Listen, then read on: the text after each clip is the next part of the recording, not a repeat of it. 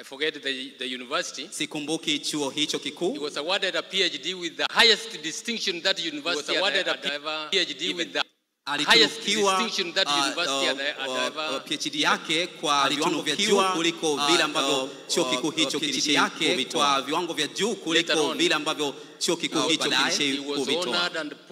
Later on, the top scientist in the world. Aliheshimiwa na kuwekwa katika wadhifa wa juu kabisa katika aliheshimiwa na kuwekwa katika wadhifa wa juu kabisa katika wanasayansi alihamia Nairobi. After a while he moved to Nairobi. Baada ya muda mfupi alihamia Nairobi. Alikuwa anafanya kazi katika shirika moja la Kimarekani. Alikuwa anafanya kazi katika shirika moja la ambalo lilikuwa linapitia mabadiliko fulani. Ambalo lilikuwa linapitia mabadiliko fulani. Na alipewa jukumu la kufanya hayo mabadiliko upya. Na alipewa jukumu la kufanya hayo mabadiliko upya. In the course of the reorganization, unajua alichokifanya wa kufanya upya kampuni. In the course of the reorganization, katika mchakato wa kufanya upya kampuni, as it were eradicated his position. He reorganized the farm in such a way. Akaunda upya kampuni kwa namna ambayo akaunda upya kampuni kwa namna ambayo he literally declared himself redundant in the form in the sense that he abolished his position. Akajikuta he abolished his position. He abolished his position. The position he was holding. He abolished his position. The position he was holding. He abolished it.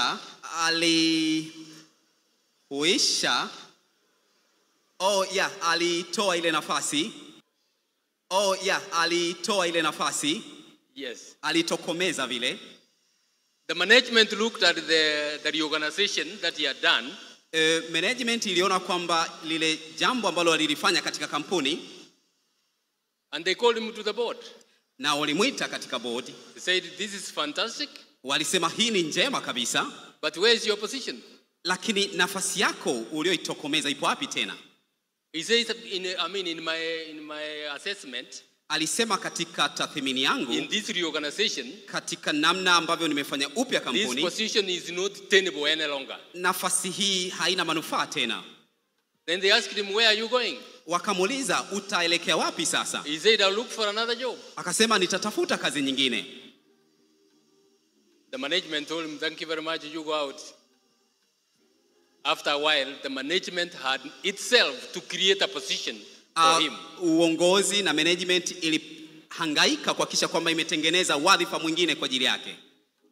And they got himself, in that process he got himself a better position. Na katika mchakato huo akajikuta yupo katika wadhifa bora zaidi. As I said, he is now working for UNDP Nairobi. Kama ambavyo nimesema, anafanya kazi katika UNDP Nairobi. He is the first elder of Lavington SDA Church.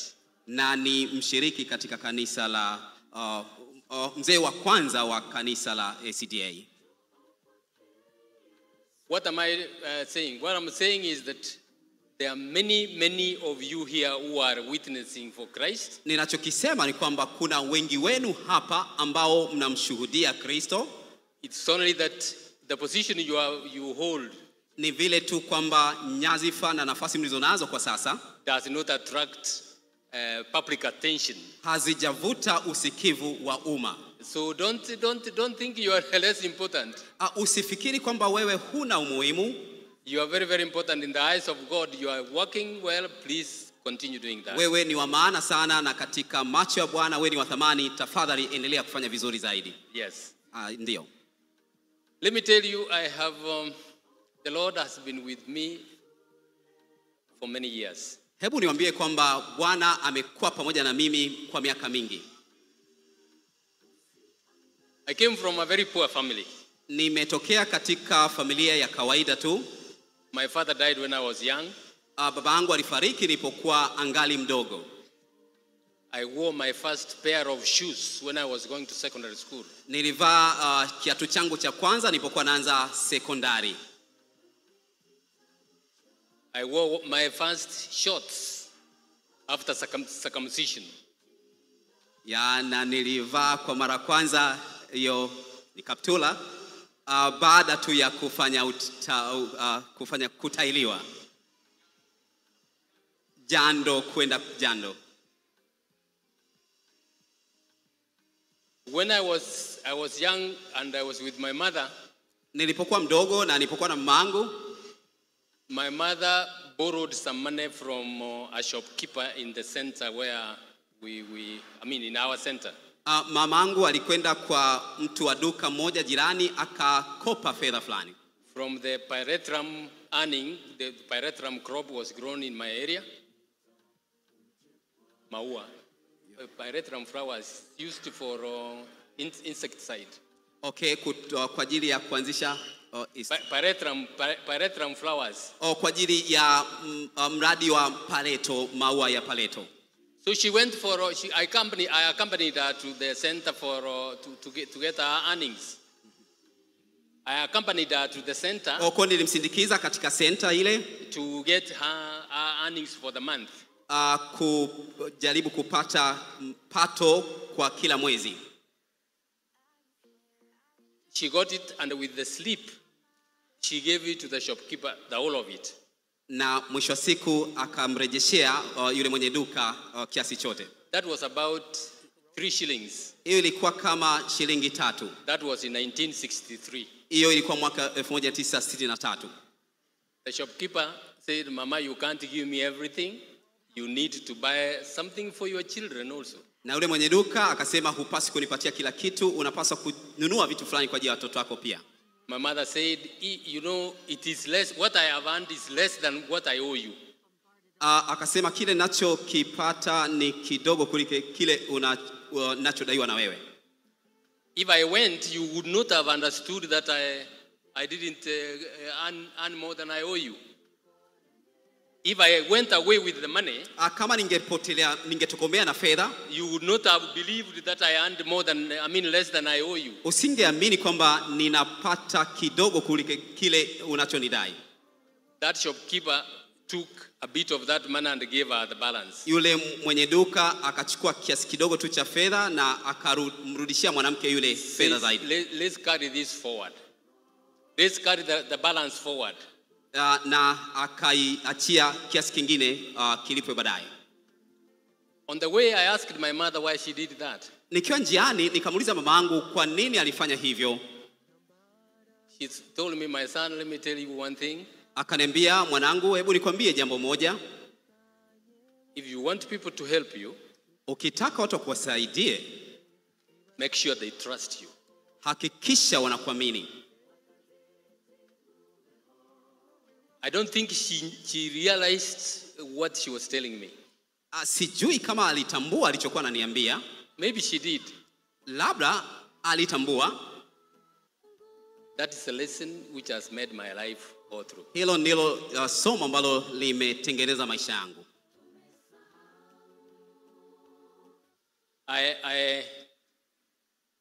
I'll come to that later. I was baptized in the Seventh-day Adventist Church first on the 30th of October 1965. Nilibatizwa katika kanisa la Waadventista Sabato mwezi Oktoba mwaka 65. I went to secondary school. I went to secondary school. Nilikwenda katika shule ya sekondari. I slept.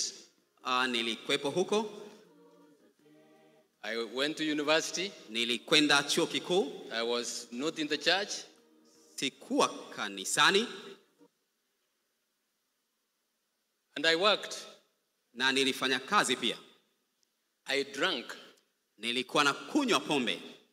I have told this story to all the universities where I have spoken. Nimesimulia visa hivi kwa vyuo vyote ambako nilitembelea. Just in case it may help someone. Ili tu huenda visa hivi vinaweza kumsaidia mtu fulani. I drank for more than 20 years.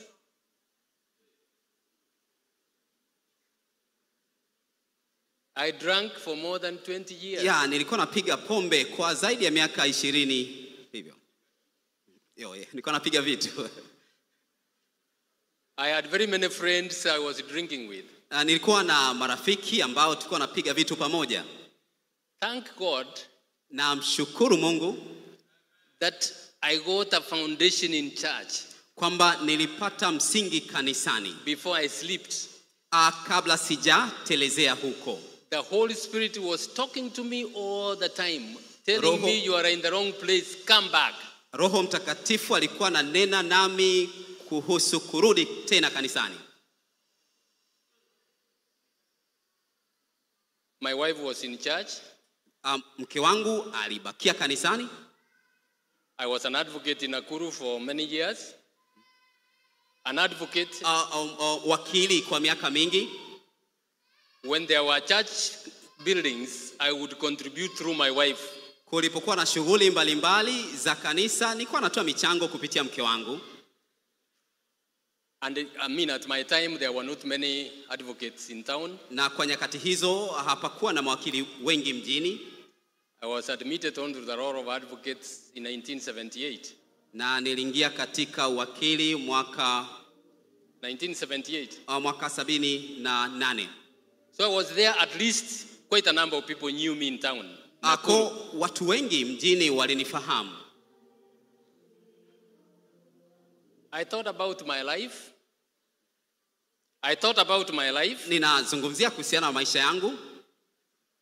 And on 1st of January 1991, na mwaka 71 Januari 1, I went to church. Nilikwenda kanisani. People thought this is the euphoria of first day of the year. Watu wanajaa kwa sababu hiyo ndio siku ya kwanza ya mwaka. But I had made up my mind. Lakini mimi nilifanya maamuzi katika akili yangu. I was soon baptized in the church. Na punde nikabatizwa kanisani. I have never looked back. Sijawahi kurudi nyuma toka hapo. God transformed my life. Mungu aliyabadilisha maisha yangu. God transformed my life. Mungu aliyabadilisha maisha yangu. Those days when I was drinking, I wish my wife were here. I would go home at about 2 a.m. Zama hizo natamani mke wangu angekuepo hapa. Baada ya kunywa nilikuwa nenda nyumbani about 2 a.m. Saa 8 ya usiku. Yeah, usiku wa 8 kabisa. And I say I want food. My wife would ask me, you want breakfast or dinner? Na nilikuwa na dai chakula na mke wangu alikuwa anashangaa, hii usiku wa 8 hiyo ni chakula cha asubuhi au cha namna gani? To cut a long story short, kufupisha tu hicho kisa, I went on like that. I went to church. Nilienda hivyo namna hiyo, nikarejea kanisani. I went to a lesson class. Nikanahudhuria katika darasa la lesoni.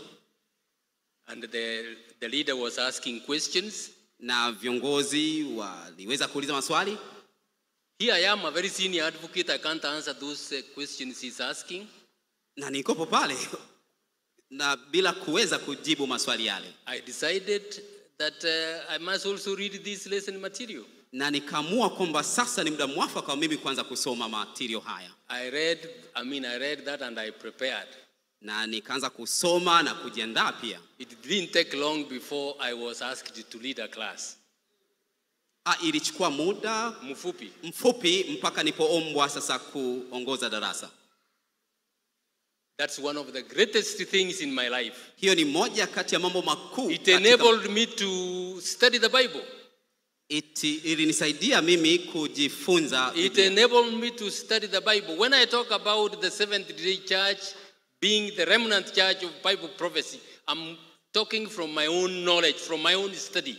The pastors have said that, but I'm talking about that from my own study. Kwa nazungumzia haya ninapozungumzia kwamba kanisa hili ni kanisa la masalia, ninazungumza kutoka katika uzoefu wangu wa kujifunza Biblia. Ni kweli wachungaji wanafundisha, lakini mimi nimepata uzoefu kama matokeo ya kujifunza Biblia mwenyewe. When I talk about the church having a unique voice of prophecy, ninapozungumzia kanisa I have read most of Ellen G. White's books. Ninapozungumzia kanisa kuwa na ujumbe maalum wa pekee wa Ellen White, nimesoma vitabu vingi. I understand our message. Na ninaelewa ujumbe wake. A wonderful servant of God. Ni mtumishi wa Bwana. With the lesson study, in due course I was able to teach Like when we used to have camp meetings, you know, camp meetings, the time is very, very short. Unajua wakati wa makambi muda unakuwa ni mfupi sana. I was picked most of the time to lead a panel. Mara nyingi nilichaguliwa kuongoza jopo of about 2 to 3 people to summarize the lesson in 15 minutes. Ili kufupisha lesoni kwa dakika chache tu. And I did that with pleasure. Na nilifanya hivyo. And it helped me a great deal. Na ilinisaidia sana. So now when I was appointed a judge, I was already a Christian. I was in my law firm. I was a partner with a nation, a friend of mine. I will never forget his name. Forget what he did to me. Sasa tayari nilipokuwa nachaguliwa kuwa jaji, nilishakuwa wakili na nilikuwa na firm yangu mwenyewe ya kisheria. One time, I think it was 1994, he wanted to go out to Europe for a holiday. Ya mwaka fulani, mwaka nafikiri ilikuwa 94, nilipaswa niende Ulaya kwa ajili ya likizo. That time we had about 90 million Kenya shillings in our client's account. We had about 90 million Kenya shillings in our client's account. Na tulikuwa tayari na milioni kadhaa za Kikenya katika account yetu ya wateja. We were the two of us. Na tulikuwa wawili tu. My partner is going out for more than a month. Na mwenzangu angeweza kwenda kwa zaidi ya miezi miwili. Mwezi mmoja. Mwezi mmoja.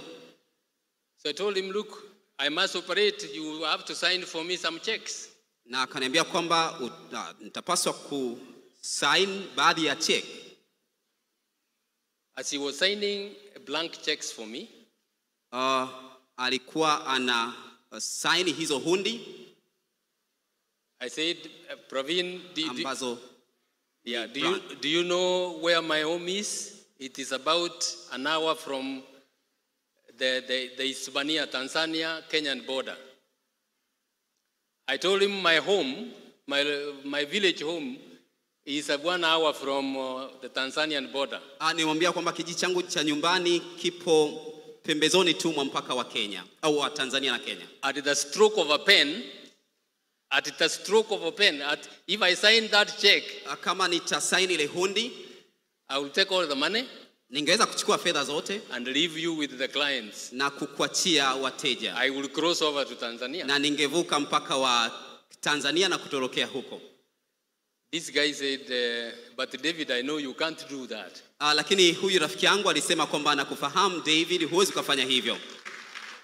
That time he is still signing more. At that time he was still signing more blank checks. Kwa namna kipindi hicho bado alikuwa anaweka signature katika hizo hundi ambazo ni blank.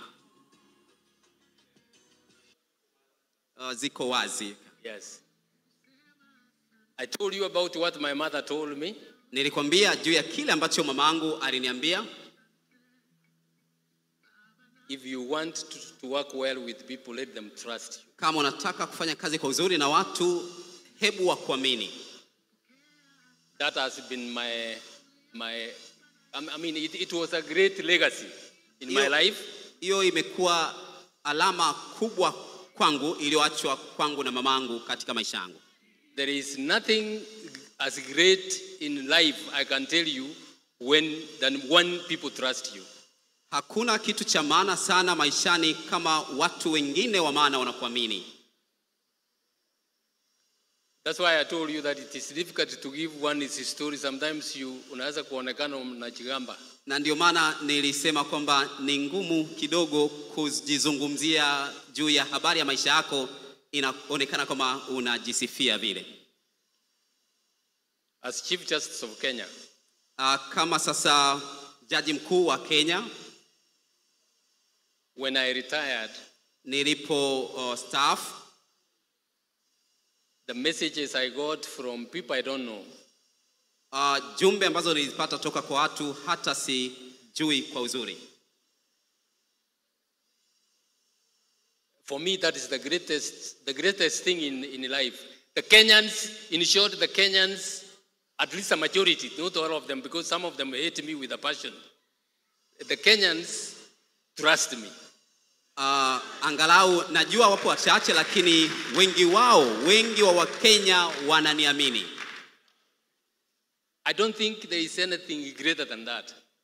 Ninafikiri kwamba sidhani kama kuna jambo kubwa zaidi kuliko hilo. In my retirement, I enjoy great warmth. Katika maisha yangu ya ustafu na furahia joto kubwa ajabu.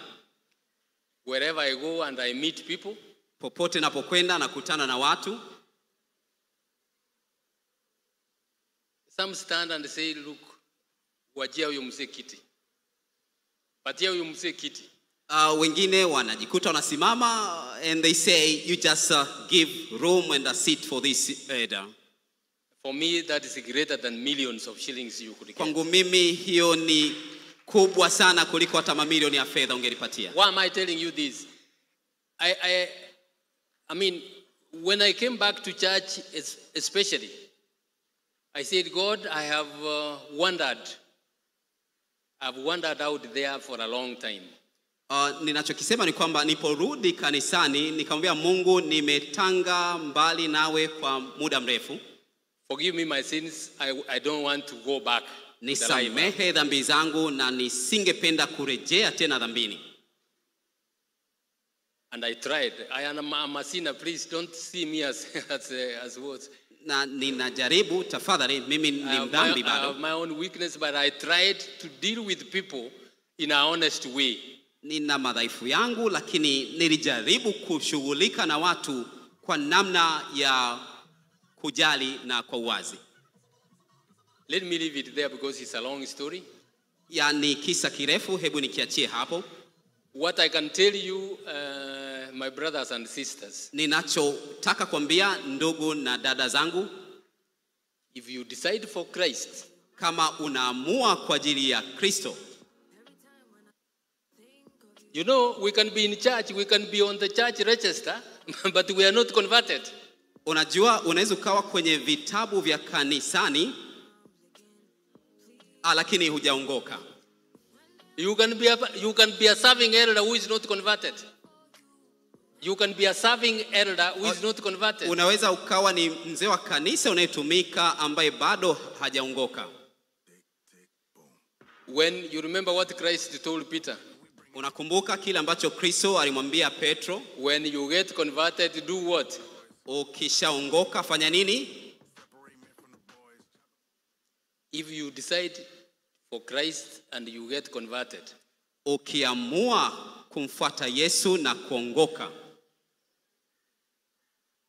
God will take over your life. Because then you give him you give him the authority literally to rule your life.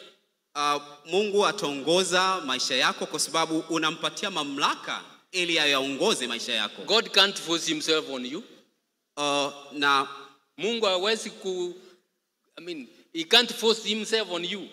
Mungu hawezi akajilazimisha kuwa na mahusiano na wewe. But when you allow him, lakini unapomruhusu, he will take over and your life will never be the same again. Ataiongoza maisha yako na maisha yako hayatakuwa vile vile kamwe. When I went back to church, niliporejea kanisani, my life was transformed. Maisha yangu yalibadilishwa. The way I handle my finances, namna ambavyo nimekuwa nikishughulikia mambo yangu ya fedha. I was not even thinking about how my children were going to school when I was drinking. Nilikuwa hata sifikiri namna gani watoto wangu wataenda shule zama hizo nilipokuwa nakunywa pombe. And I was getting very good income. Na nilikuwa napata kipato kizuri sana. But I was drinking it all. Lakini nilikuwa nakitumia kwa pombe chote. When I came back to church is when I started buying. I bought a house for myself. I bought this. Niliporejea kanisani ndipo ambapo nilijenga nyumba kwangu mwenyewe, nikanunua vitu kadhaa. Let me say this. I live in one of the best estates in Nairobi. Nataka niwaambie kwamba ninakaa miongoni mwa makazi bora. Anakaa Ushuani. Kama Kilongawima bila shaka. Yes. I would not have been in that estate if I remained in that life. Nisingeweza kukaa Ushuani kama nisingeweza kubadilisha maisha yangu. Let me end by saying this, brothers and sisters. Hebu niseme hivi sasa napohitimisha, ndugu na dada katika Kristo. The young people, especially the young people in universities. Vijana wadogo sana sana walioko vioni. You have not committed the sins of the financial sins the working people commit. Hamjatenda dhambi za husiana na masuala ya fedha ambayo wale walioko kazini wanajikuta wametenda. Tell God you want to be honest. Mwambie Mungu kwamba unataka kuwa mwaminifu. Your life will be different from those of others. Maisha yako yatakuwa tofauti kabisa na yale ya wengine. You may not drive the big cars, within a short while. Unaweza usiweze kuendesha magari makubwa ndani ya muda mfupi. How many are advocates here? Wangapi ni mawakili hapa? Please stand up. Mnaweza mkasimama? Yes. Ndio.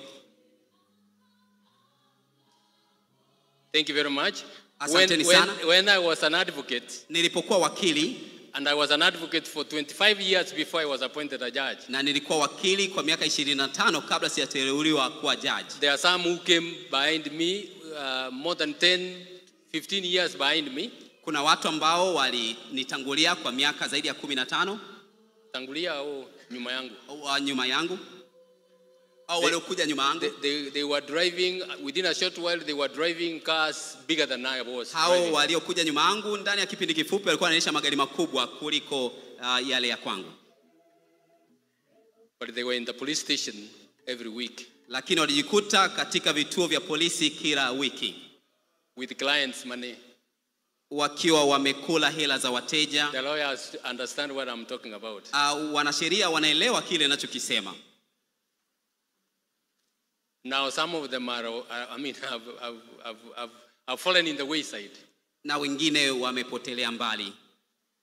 When you choose Christ, unapomchagua Kristo, He will take over your life. Atayaongoza maisha yako. And the other thing is we are not going to miss heaven because we are violent robbers. We are not going to miss going to heaven because we are violent robbers. Hatutakosa kwenda mbinguni kwa sababu sisi labda ni matapeli wa vurugu kabisa. We are not going to miss heaven because we are adulterers. Hatutakosa kwenda mbinguni kwa sababu tulikuwa ni wazinzi. We are going to miss going to heaven because of the casual way we handle our God. Tutaikosa mbingu kwa the casual way, hivi hivi. Kwa hivi hivi tu. Maisha ya hivi hivi. Yeah, just like casual life, that's what is going to make us miss heaven. If I had time, I would preach about God's standard of righteousness. Ya ningekuwa na muda ningehubiri juu ya viwango vya Mungu vya haki. God's standard is the same. Viwango vya Mungu viko vile vile. It doesn't change. Havibadiliki. I have read some books written by prominent personalities in the world who say the God of the Old Testament and the God of the New Testament. Nimesoma baadhi ya maandiko yaliyoandikwa na waandishi maarufu duniani wakizungumza juu ya Mungu wa Agano la Kale na Mungu wa Agano Jipya. And the God I know, lakini Mungu ninayemfahamu, is the same God. Ni Mungu yule yule. His standard of righteousness has never changed. Viwango vyake havijawahi kubadilika. And it will never change. Na havitabadilika. All he's asking us is, please, this is the best for you. Anachokitaka toka kwetu ni hili jambo neno lake lilivyo. Decide for him and your life will never be the same. Fanya maamuzi kuwa na mahusiano naye na maisha yako hayatakuwa vile vile kama. The young people in the university here, vijana katika chuo kikuu hapa, I would urge you to work very hard. Ninawasihi kusoma na kufanya kazi kwa bidii. The Bible says God does not brook mediocrity. Mungu ni kama sio Mungu wa vitu vidogo vidogo. He has given us quite a number of young people intellect. You are intelligent people. You are young people who are intelligent. Nyinyi ni vijana wadogo wenye uwezo mkubwa wa akili. Some of you keep company that ruins your lives. Baadhi yenu mnakuwa na marafiki ambao wanaishia kuharibu maisha yenu. Some of you don't want to study. Some of them don't want to study. Baadhi yenu hamtaki kusoma kwa bidii. Some read only one book. Baadhi yenu mnaka kitabu kimoja tu. Facebook. Hiyo Facebook. When it comes to exam time, inapokuja sasa muda wa mitihani, you panic and you can't what? Do anything. Mnaishia kuchanganyikiwa na hamwezi kufanya jambo lolote. You fail not because you are not intelligent. Unafanya vibaya sio kwa sababu huna akili. But you fail because you have not taken your studies seriously. Kwa sababu unafeli kwa sababu hujayachukulia masomo kwa umakini. When you work hard, you will find yourself going very far. Utakapokuwa na bidii utajikuta unafaulu na kwenda mbali sana. The book of Deuteronomy 28 verse 14 says, Kumbukumbu la Torati, God promises that those who obey his commandments, Mungu anaahidi kwamba wale wote ambao wanatii amri zake, he will raise them to the top. Atawainua vileleni. He raised me to the top. Atawainua hadi vileleni. He raised me to the top. Alinipandisha vileleni. Ameniinua vileleni. I'm writing my memoirs. The title is going to be from grass to grace. Ninaandika kitabu cha maisha yangu na kichwa cha habari cha kichwa hicho kitaitwa kutoka grass to grace. Kutoka kwenye uko chini mpaka kwenye neema. Mungu awabariki sana. May God bless you so much. I want to wish the young people especially, nataka niwatakie vijana hasa hold fast to God. Mshike Mungu kwanza. And you will see him taking you ahead and leaving your friends behind. Na utaona namna gani ambavyo atakuongoza. I'm very impressed to see so many old men here, professors. Nimebarikiwa kuona watu wazima, maprofesa. Mungu awabariki sana. May God bless you tremendously. You are the people the young people are looking to. When they see you in church in the afternoon, they will also come. Wanapokuona unakuja wewe profesa, vijana wadogo watakuja pia kwa sababu wewe mtu mzima umerejea kanisani mchana. Mungu atubariki sana. Thank you very much. May God bless you so much. Asante sana. So Elder Maraga, Honorary Chief Justice Maraga, we are humbly give our appreciation for your readiness to come from far away, crossing the border up to this country, to this hall, to this university, to meet the Atape people, men and women, young and elderly people who are here present. We really say thank you so much for coming. I lack the words to speak after this presentation and preaching that have been delivered by the man of God, the Chief Justice, the judge in the Court of Appeal, in the High Court, all those kind in his CVs, but a very humble man, serving like a church elder in his local church. Can we learn something from this man of God? Those who have learned like me, can you put up your hands so that I can see? Thank you, thank you, thank you. Asante sana baba, tunashukuru sana. Salimie yule mama. Another time when you got our invitation, please by God's grace you take with you our loving mother. How do you say for that? Take with you. We are ready to receive her. as you have received. Na tunaomba pia, when you go back home, send our sincere and Christian greetings from these people of Dar es Salaam.